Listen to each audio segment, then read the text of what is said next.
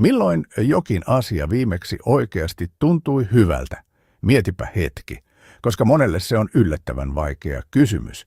Ruoka maistuu samalta kuin aina. Suosikkisarja ei jaksa kiinnostaa. Asiat, jotka ennen toivat iloa, eivät enää tuo mitään. Silti selaat, klikkaat, etsit jotain, mikä tekisi olon paremmaksi. Tälle on selitys. Dopamiini ei ole onnellisuushormoni, vaikka sitä usein niin kutsutaan. Se on motivaatiohormoni. Se saa sinut tavoittelemaan asioita ja se vapautuu ennakoinnista, ei itse hetkestä. Siksi odottaminen tuntuu usein paremmalta kuin se, mitä odottaa. Kun ärsykkeet ovat jatkuvia ja helppoja, aivot tottuvat niihin. Puhelin tarjoaa loputtoman virran pieniä palkintoja ilman, että mitään tarvitsee ansaita. Tykkäyksiä, uutisia, videoita.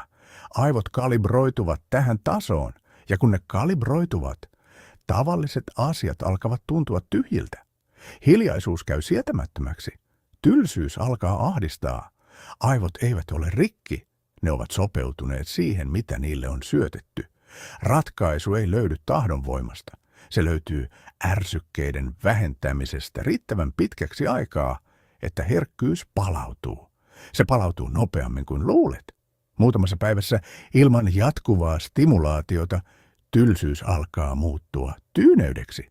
Viikossa tavalliset asiat alkavat taas tuntua joltakin.